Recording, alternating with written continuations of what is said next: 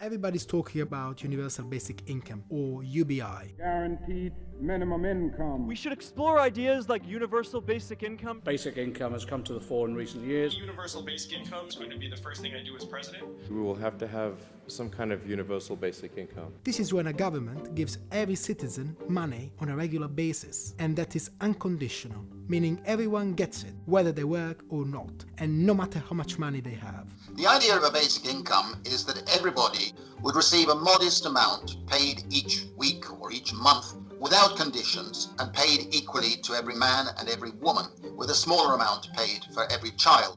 Thinkers from a range of political backgrounds want to see it happen. There have been UBI pilots, but only in small areas or with a small number of people, never in a whole country, and there weren't any plans to trial it anytime soon. That's until coronavirus. I must give the British people a very simple instruction. You must stay at home. Many companies have now shut down, whether it's bars or restaurants. I know that people are worried about losing their jobs. We're looking at sending checks to Americans immediately. For the first time in our history, the government is going to step in and help to pay people's wages. The coronavirus pandemic is making it even more imperative that we introduce a basic income as quickly as possible in every part of the world. Calling on the federal government to immediately begin a universal basic payment. Will the Prime Minister stand up today and give a commitment to provide people with the security of a universal basic income? 100 years ago exactly, there was the Spanish flu, which was a global pandemic by which over 40 million people across the world lost their lives. But what was extraordinary about that was that there wasn't an economic crisis immediately afterwards. By contrast, the coronavirus pandemic is going to be associated with an incredible economic crisis that spreads across the world. And it's this combination of the pandemic and an economic crisis that is going to cause many, many more people to die or have lives of misery. Since globalization began, the economic system of the world has become increasingly fragile, fragmented, and dangerously unbalanced. In addition, we have the biggest crisis of all, and that is the ecological crisis, the fear of extinction, the realization that we have to change our growth model, that we have to have more sustainable respect for the environment and the way we live. It will become a legitimate part of our social fabric very quickly.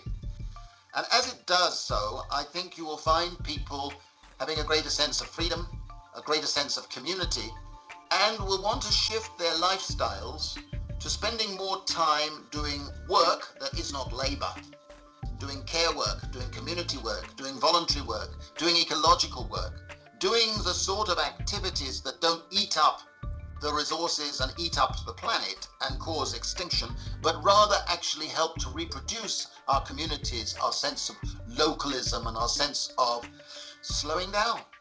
And that, I think, is a very healthy prospect, because then people will feel they're gaining control of their lives. And in that process, I believe new forms of social solidarity, new forms of collective action will spring up. Mayor, let me start with you. What was the reason for this experiment in the first place? The reason we started to see the experiment was understanding, even before this coronavirus crisis, that a lot of Americans were living in a time of economic insecurity, severe economic insecurity. At that point, we knew that 1 in 2 Americans were one $400 emergency away from financial ruin. In Stockton, my city, 23% of the folks are at the poverty line, and I would argue another 30% are one paycheck away. And for all the things we're working on in the city, from education to violent crime reduction to economic development, I think at the heart of it is poverty, and is how many people are economically insecure. Stacia Martin West, what kind of things are you measuring? Sure. So what we're really interested in seeing is the public health impacts of a guaranteed income. The sort of data that we're collecting looks at things like stress and well-being, how people are doing psychologically, how they're doing in their families, how they're doing with employment. And the data that we've gotten back so far, the community was really interested to know, and I think most folks are, is how do people spend this $500, right? So what we've seen so far is that about 40% of the money has been spent on food. About 25% of the money each month is spent at big box stores or places like Walmart and Target.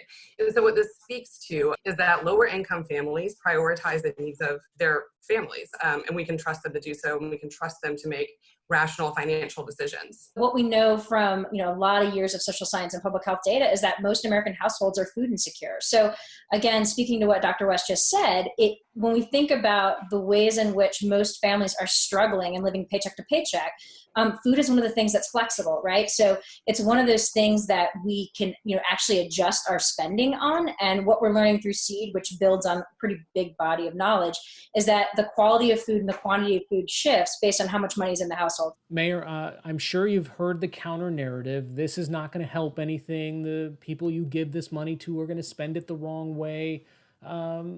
This is essentially just a free handout. When this project was rolling out, how did you push back against that? The responses were multifaceted. I think the first response was it really goes down again to fundamentally who do we trust as a country. In 2017, we had a conversation about tax cuts where $1 trillion were given to the richest Americans and corporations. And I venture to say I've received more questions about what people have done with the $1 million philanthropically funded basic income demonstration than what all these folks did with trillions of dollars of our tax money as a form of stimulus. And it's because we implicitly trust people who have power or who are rich or who have positions to make decisions, or we don't trust people that are actually more in line and more similar to the vast majority of Americans, people like us who are just regular working folks. And then number two, I think, and the research that the researchers have found illustrates to us that people are rational actors, that the issue with economic insecurity isn't because people are mismanaging money, or isn't because people are dumb, or isn't even because people are not working and are lazy. The issue is that people don't have enough cash, that wages have not kept up with the cost of living and with utility increases, and that people are actually making very complex and complicated decisions day by day, month on month, based on the income that they do receive. And then the last thing I would say to folks is that this is not some foreign idea. This idea is deeply rooted in our American ethos and values, particularly around opportunity, and particularly around the fact that everyone's contributing, that people, particularly women who are staying home and doing domestic work and caregiving, they're doing work and that's not being compensated. I think a basic income or income floor is a logical extension of some of the New Deal protections, et cetera. But let me ask you the other, I think, really important question is, in your plan, how would you pay for this? Because there have been different ideas that I've seen, changes to the earned income tax credit. I mean, let's get into the brass tacks. How would Andrew Yang pitch paying for something that could be 10 to 12% of the GDP, that expensive of a government program? So again, I just want to say it's not a government program and that every dollar goes into the hands of an American citizen. It's a true dividend, where if you were a company and you said, hey, we're declaring a dividend, we're giving this money to shareholders, then everyone would say that's great management. In this case, we, the citizens of this country, are the owners, and if the dividend comes to us, then it's not a government program, it's simply the shareholders of society receiving some of the vast wealth of the society. So it's not a government program, it's actually extraordinarily inexpensive to administer, because if it's truly universal, you don't have case managers or people trying to figure out how much money you make. Like, all of that stuff goes away. But at least in the short term, the funding would have to come. Right. So, so it's actually much more affordable than most people think. So the headline number is about $2 trillion. Our economy is about 19 trillion, so that seems like a lot. But if you dig into the numbers, you find that we're spending about $500 billion right now on income support in various ways: in-kind, food stamps, welfare, housing, Social Security, disability. And this would be overlapping. So if someone's receiving, let's say, $700 in benefits right now, then you go to them and say, hey, you can keep your current benefits, or you can go to the Freedom Dividend and get $1,000 a month free and clear. So they would have the option. They would have the option, but because we're already spending $500 billion, this thing is 25% paid for before you even get started. Because you wouldn't be able to have both. You wouldn't be able to have Medicare. I mean, that was one of my questions, is what it would do to other governmental assistance programs. Yes. So I believe that we need to transition to a Medicare for all program, because healthcare is one of the major stressors and costs for both American families and individuals, but also businesses. And it's 18% of the economy. It's not giving us proper value because it's not like our healthcare outcomes are twice as good as other countries, even though we're spending twice as much. But my proposal to pay for universal basic income does not touch Medicaid, Medicare. The $500 billion I described does not include those programs. Social Security. So it includes Social Security disability, which is when individuals are receiving income support. So the big problem we're facing as a society is that more and more work is being done by machines, robots, AI, software. And income tax is a terribly inefficient way of actually harvesting that value for the public. So if you look at it, who are going to be the beneficiaries of this transition to automation? It's going to be large tech companies who are excellent at not paying a lot of tax. Very good at offshore tax havens. Just move it over and like say it all went through Ireland. Small tech companies, which are often not profitable, and then if they do get acquired, it's maybe a one-time thing and they might have to pay on an acquisition at a certain point, but even then it's at a capital gains rate. So like there's just not a lot of money that's going to be coming to the public even as more and more work is going to be done by robots and software. So that's what we need to change, and that's the way we pay for universal basic income. The way we pay for it is we implement a value-added tax, which right now is in practice in every other industrialized country in the world except for us. And through a value-added tax then, so Amazon, now it's 43% of e-commerce, like largest market cap. Jeff Bezos could be the first trillionaire. But there are periods when they said, hey, we didn't even make any money like this quarter. So no income tax. Whereas a value-added tax, then they pay based on transaction, and that's inescapable. That's one reason why other countries use it, is that it's a much, much more effective way to get revenue. And so if you're a self-driving truck company, you might not have many humans making money, and so there's not much income tax coming, but a value-added tax, then we get our fair share. And a value-added tax would generate between $700 and $800 billion if we were to implement it at half the European level. The European average VAT is 20%. Our economy is so vast that if we had a VAT of 10%, it would generate $700 to $800 billion. So that is my primary mechanism to pay for the universal basic income, because you have $500 billion plus $800 billion in the VAT. So then you're at about 65% of the $2 trillion. And then the remainder, this is the beauty of universal basic income. We are already spending hundreds of billions on healthcare, incarceration, homelessness, like all of these services for people that are falling through the cracks, that those expenses would go down if these people are able to stay out of the emergency room. Well, that's interesting, right? Because the Peterson Institute, I was looking at some of their research, apparently in the 70s in Manitoba, Canada, I feel like there was an experiment done with several thousand people that looked at universal basic income. So there is some empirical evidence of what happens, right? And I found it interesting that once a universal income was provided, there were better outcomes when it came to things like health and education. Yeah, so what's happening there? And this is the most powerful stuff of universal basic income, is that it's very human. So Mincom, in that Canadian town you're describing, what they found was that hospital visits went down 9%. They found that domestic violence went down, mental health went up, and children stayed in school longer. In another study in North Carolina, they actually found that children's personalities changed to become more conscientious and agreeable, which are both very positive traits for academic and professional success. So this is what we're talking about at the human level. And so if you can imagine, right now, you know what's really, really expensive? Dysfunction. People coming to the emergency room and then like having massive problems that we as a society end up paying for in various ways. Functionality is actually much less expensive. So we're going to get hundreds of billions back from things we're currently spending on healthcare and incarceration and homelessness. And then as the economy grows, because we're putting money in the hands of American consumers, we get 25% of the growth back, because that's the ratio of revenue to GDP growth in the US. So with a VAT of 10%, you essentially pay for $1,000 a month per American adult in perpetuity. Saying.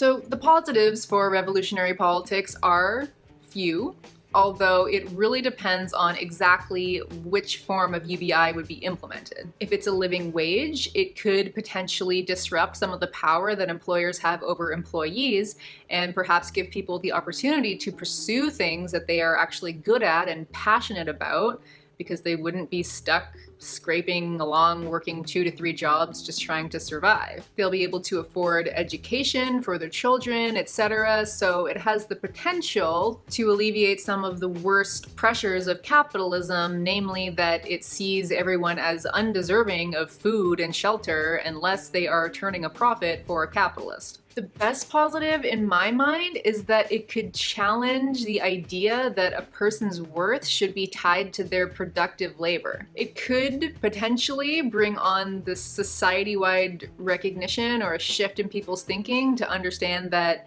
meritocracy is bullshit. It does not work for the majority of people, increasingly more and more people. But despite being superfluous to capital, our fellow human beings still deserve food and water and shelter and love. Yay! So it has the potential to shift people's thinking around individualism and the labor market. But if it's not a living wage, and if it's not universal, and if it's given instead of all other social services like healthcare and etc., instead of on top of those services, then it has the potential to become pretty dystopian.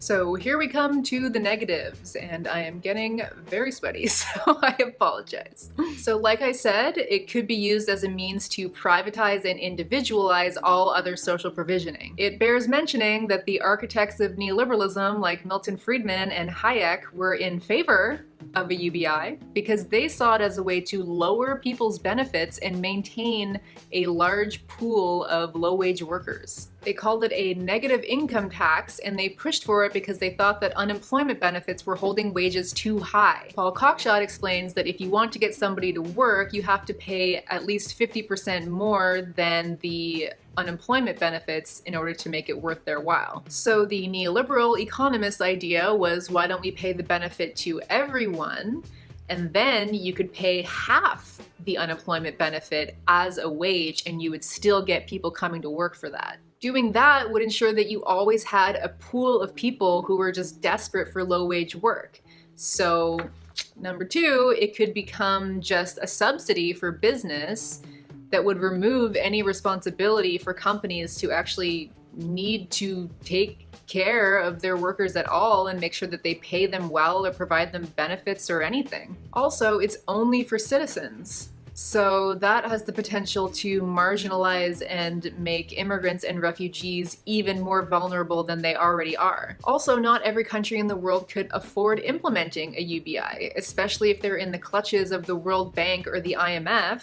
They likely have to prioritize loan repayments over servicing their citizens in the slightest. And potentially the scariest part is, if no one is a worker anymore, let's say we're all on our UBIs and there's no work for us, we're all superfluous to capital, what kind of collective bargaining power does a mob of unemployed people have who are just sitting there getting money given to them by the government? If we're operating this still within a system of owners and laborers, then the people at the top can just say, you know, like, well, what are you complaining about? You're already getting your UBI, you're already getting your handouts. So I feel like that could make it harder for workers to organize because we're no longer workers. And they can just say, you know, well, we don't have any more money to give you, so.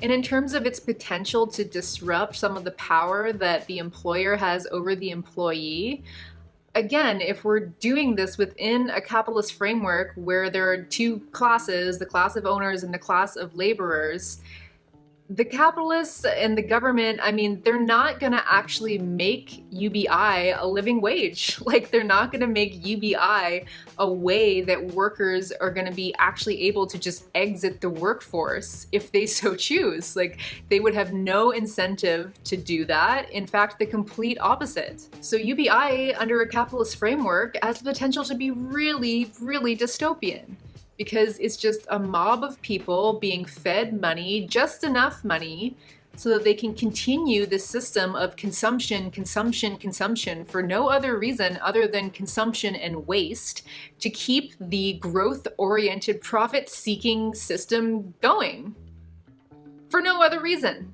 And ultimately, this will never solve the contradictions of capitalism. We'll still run into the contradictions of overaccumulation, stagnation, and the contradiction of environmental limits. I mean, if we're still just feeding people money in order that they can keep the consumption machine going in a for-profit, growth-oriented system, then that's never going to be sustainable. I mean, this is never going to be something that's going to be anything more than a band-aid to hold capitalism together as it crumbles and circles the drain. So now we come to le salaire à vie, even sweatier.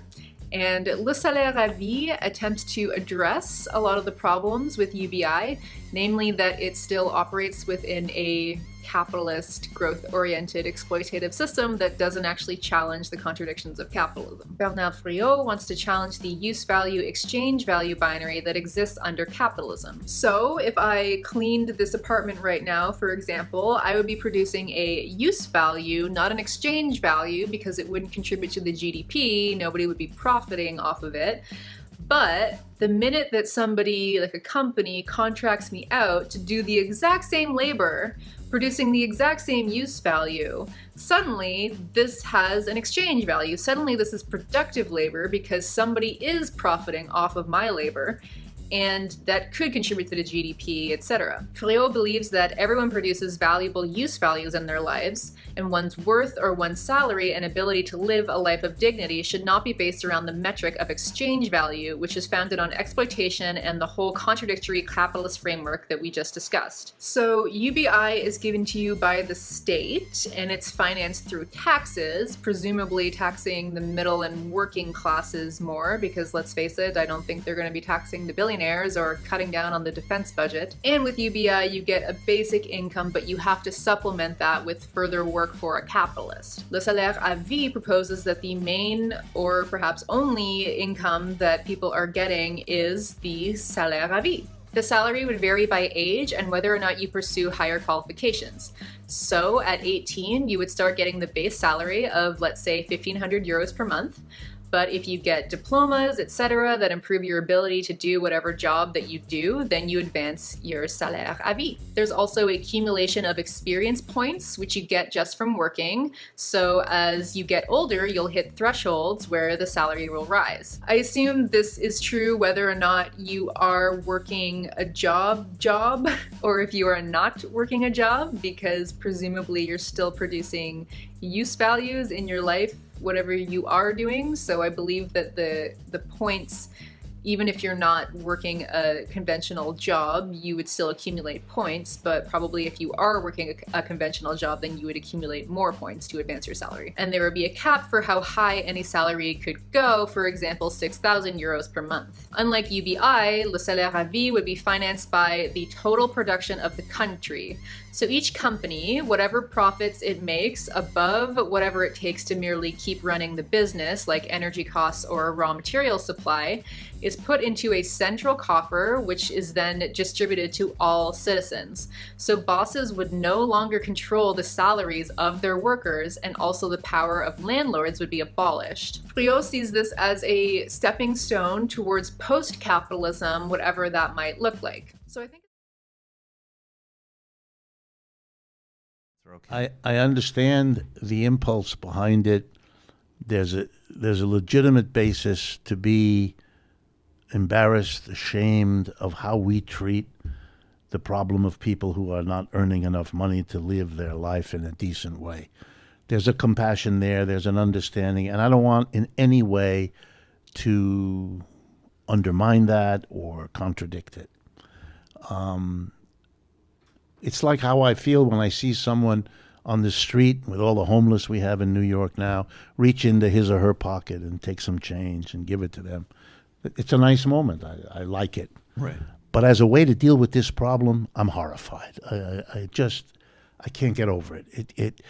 It misunderstands the problem on such a scale that the good thing becomes bad. without any badness of intention, but it becomes bad given the context.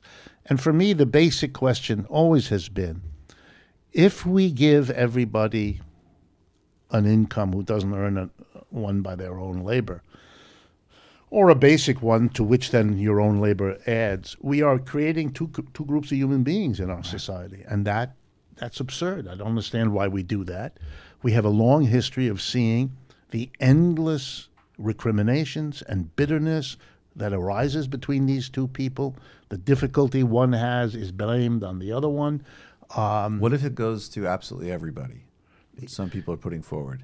Even if it did that, as long as it allows the rest to continue, that's the problem.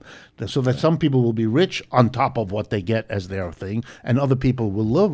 We can't do that. Why are we doing that? For me, let me give you the example, and I don't think it's an exaggeration. The example that illustrates it is you as a parent taking your two children, your two little kids, to the park. It's a lovely day. You're going to the park.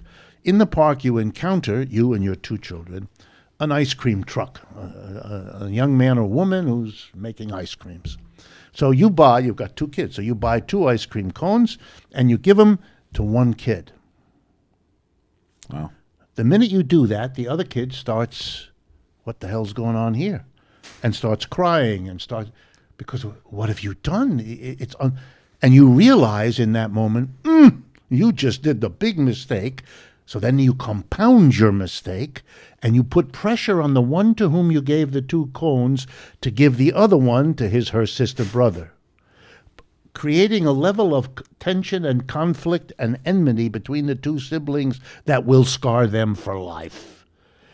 Why are you doing this? This is crazy.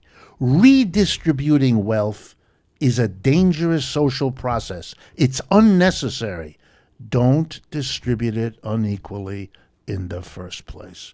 If you want to deal with the tensions between rich and poor, stop distributing income and wealth that way, and then you won't have the destructive redistribution conflicts that we are awash in and that distorts and ruins our social life and literally takes many people's lives.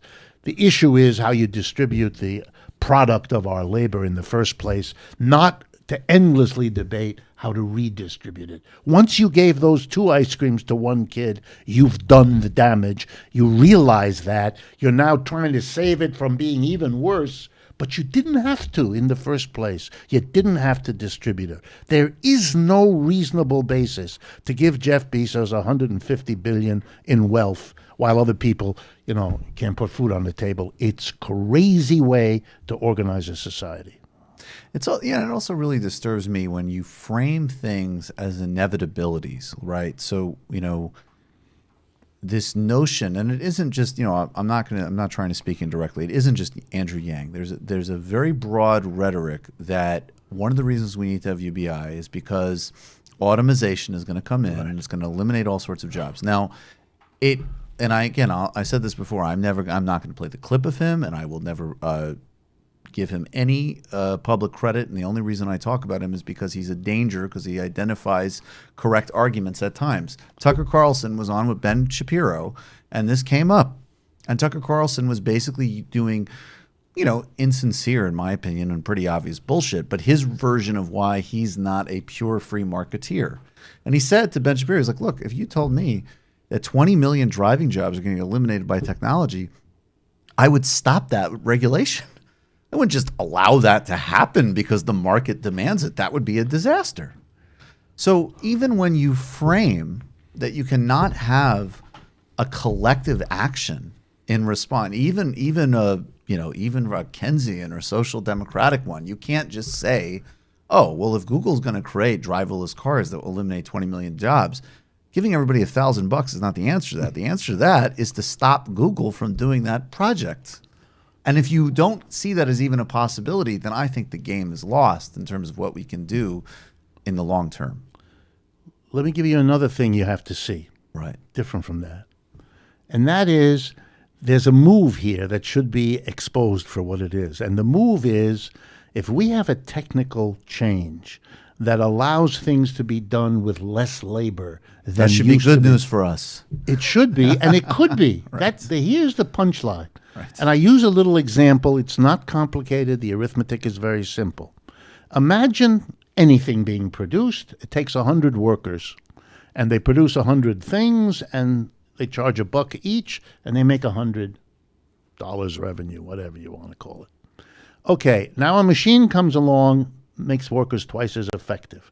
50 workers can do the same, producing the same 100 units. They charge the same dollar. Market is the same. But now the revenue that used to have to be devoted to paying those 50 workers can be kept by the capitalist, the employer, because he doesn't need those 50 workers because they've been replaced with a machine. So he keeps that portion as extra profit that he used to pay to those workers. So for him to realize the profit that that machine makes possible, he must and does fire 50 workers. But is that necessary? No. Let me give you a simple example. Here's the alternative. Same machine, same layout. But the decision now is going to be made, oh, we don't need as much work to produce 100. We only need half. Everybody works half day. Nobody's fired. Nobody's fired.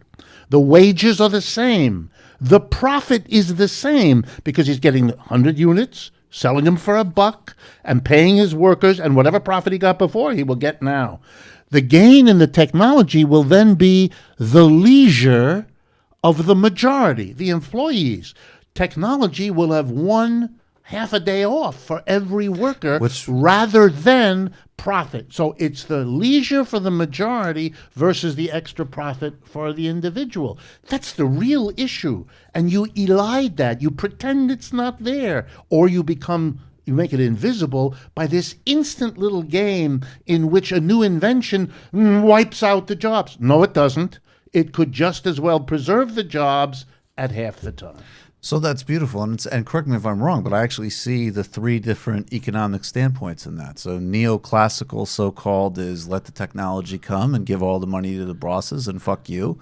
And then the Keynesian is some version of, whoa, we need to figure out how to regulate this because that's a big deal. But it doesn't solve the actual structural problem. And then the workplace democracy / communist answer is let's take those inventions and turn it into leisure time, or at least let the workers decide. Let the workers decide how they want to use that invention. And they would probably, realizing that if they made some more profit, it would allow them to do things in the business that need to be done, fine. They would then divide the benefit between that part that goes to leisure for everybody additional and that part that goes to profits, which they, if they were in charge, will then decide how to dispose of. It's a different way. But the notion that we are prisoners of technology that will wipe out jobs, stop. Don't let that premise be established, because you then let the fox in the hen house, and then there's only a detail of which hen he eats first.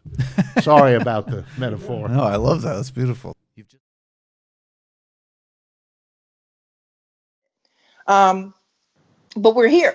And so, 3 things that I've been thinking about very much is that, we often talk about, triggering a moment of revolution where the many are able to dictate and provide space, leadership, and guidance in this country and abroad. Well, we didn't trigger this moment. It's an insidious virus that has triggered this moment, and yet we're here. So we're teachers in Chicago. We're paraprofessionals. We're clerks, and it is important for us to organize across sectors. I'm wearing an SEIU t-shirt intentionally in this moment. SEIU Healthcare, a very close ally of ours at the Chicago Teachers Union, their nursing home workers have sent notice to 40 nursing homes to say that they're going on strike. And they're not just going on strike for wages and benefits. They are going on strike because they need to live. They need to be available to their families. And then to make it even more personal, these women, these Black women, these brown women, these working women, they're mothers, which means that they are the mothers of our students in the Chicago public schools. And that this across sector organizing, this across sector solidarity is the only thing that's going to save us in this moment. Look, I know that we talk a lot about Trump and what he's not doing. We're lifting up governors in this moment. We're talking about local politicians in this moment. But let me be very clear about what this moment is and it isn't. They're not going to save us. We are going to save us. And so the moment that people have been opining about, reading books about, studying about, we're here. So we have got to take this moment and clarify the needs of the many. And the needs of the many are different from the needs of those who are on Wall Street. So when we say recovery, recovery is not a $1,200 check. Recovery is I have free health care. Recovery is that I have a union in every single workplace to make sure that I'm supported and I'm protected. Recovery means I don't lose my home to foreclosure. Recovery means that I don't get kicked out or evicted because I cannot meet my obligations because I'm unemployed. Recovery means that we are going to transform this in a multiracial, multi-ethnic coalition led by women to make sure that we are in a position to not just reimagine, I'm sick of imagining, but that we are implementing a society that prioritizes people, their humanity, and their safety. We're here. We're here. We don't have to theorize about it anymore. We're here. Center brown people who are still in cages at the border. Center Black men and women who have been put in cages across this country. Center the worker who was ringing you out at the grocery store, delivering packages to your home every day and your mail every day. Like, we have to center this across sectors. We have to center this with women, and we have to center this with brown and Black leadership as well. Thank you.